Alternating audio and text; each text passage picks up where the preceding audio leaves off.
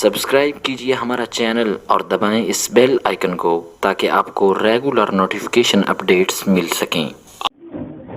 اعوذ باللہ من الشیطان الرجیم، بسم اللہ الرحمن الرحیم۔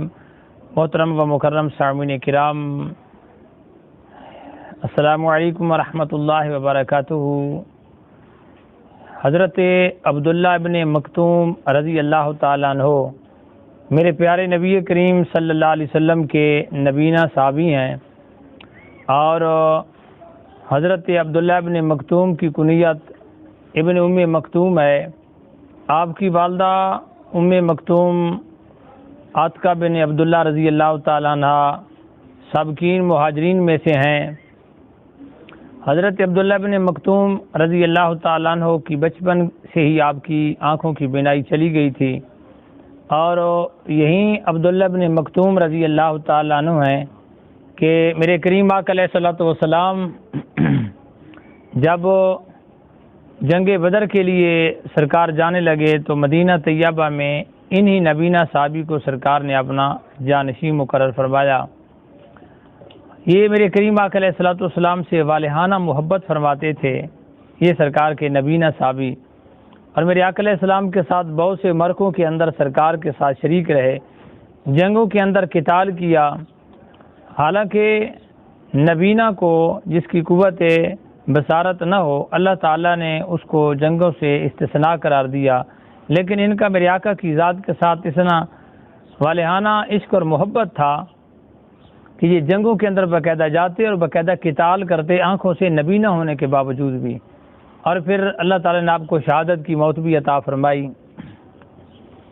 حضرت عبداللہ بن مکتوم رضی اللہ تعالیٰ عنہ ایک دن برگاہ رسالت مآب صلی اللہ علیہ وآلہ وسلم کے اندر حاضر ہوئے، عرض کی، اے اللہ کے محبوب صلی اللہ علیہ وآلہ وسلم، میرا گھر مسجد سے کافی دور ہے، راستہ بھی میرے گھر سے لے کر مسجد تک ناہموار ہے، اور راستے میں جھاڑیاں اور درختوں کی رکاوٹیں بھی ہیں، آنکھوں کی بینائی بھی میری نہیں ہے، اور اے اللہ کے نبی میری کوئی رہنمائی کرنے والا بھی نہیں ہے، کوئی ایسا فرد نہیں ہے کہ میری انگلی پکڑ کر مجھے نماز کے لیے مسجد کے اندر لے جائے۔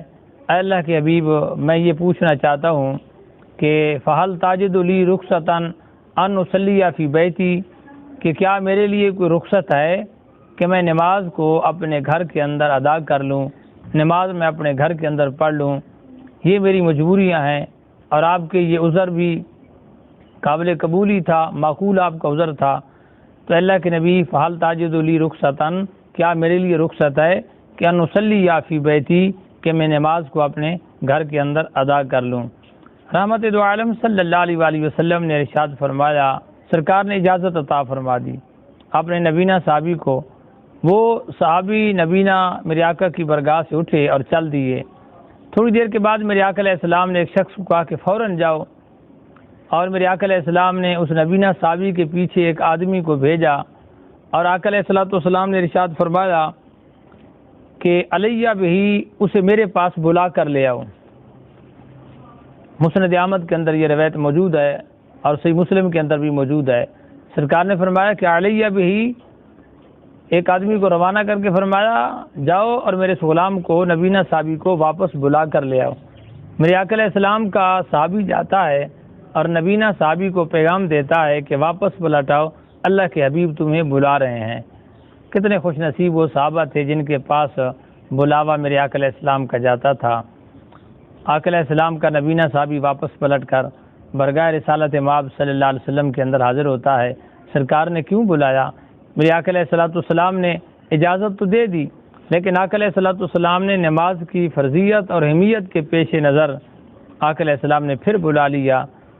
سرکار نے ارشاد فرمایا، اے میرے پیارے غلام، اے نبینہ صحابی، اے عبداللہ ابن ام مکتوم رضی اللہ تعالیٰ عنہ، حال تسمع النداء بالصلاۃ، کیا تو نماز کے لیے اذان سنتا ہے؟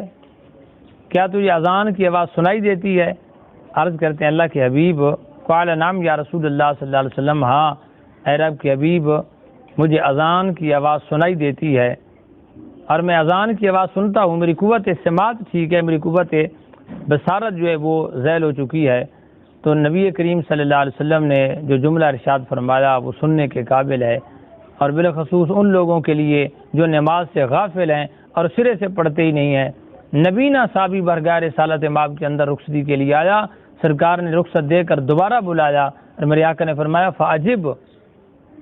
فاجب کے الفاظ ہیں۔ آقا علیہ السلام نے ارشاد فرمایا تو پھر تو تمہیں نماز کے لیے مسجد میں آنا ہوگا، نماز کے لیے تمہیں مسجد میں آنا ہوگا۔ اگر اذان کی آواز تجھے سنائی دیتی ہے نا تو پھر نماز گھر میں نہیں، نماز کے لیے تمہیں مسجد کے اندر آنا ہوگا۔ اور حدیث طیبہ کے جو دوسرے الفاظ ہیں، میرے آقا علیہ السلام نے ارشاد فرمایا کہ ما اجد لک رخصتاً، اے میرے پیارے نبینا صحابی، ما اجد لک رخصتاً، میں تیرے لیے گھر میں نماز پڑھنے کی رخصت نہیں پاتا کہ تو مسجد میں چھوڑ کر گھر کے اندر نماز پڑھے۔ اندازہ لگائیں میرے آقا علیہ السلام نے کتنے جو ہے اپنے نبینا صحابی کو بھی گھر میں نماز پڑھنے کی اجازت عطا نہیں فرمائی، حالانکہ یہ ان کا ایک عذر معقول تھا اور گھر بھی کافی دور تھا، راستہ بھی ناہموار تھا، راستے کے اندر جھاڑیاں اور درخت بھی تھے، لے آنے والا بھی کوئی نہیں تھا، اور سب سے بڑھ کے آنکھوں کی بینائی بھی نہیں تھی۔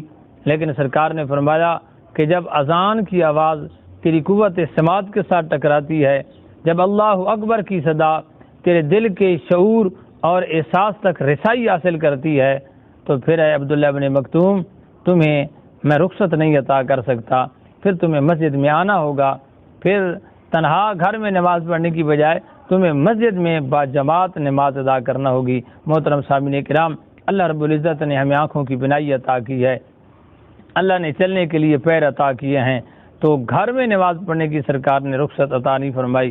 اور اگر ہم سرے سے نماز بھی نہ پڑھیں تو انسان کو سوچنا چاہیے یہ کتنا بہت بڑا گناہ ہے۔ اللہ رب العالمین ہمیں نماز با جماعت ادا کرنے کی توفیق عطا فرمائے، آمین۔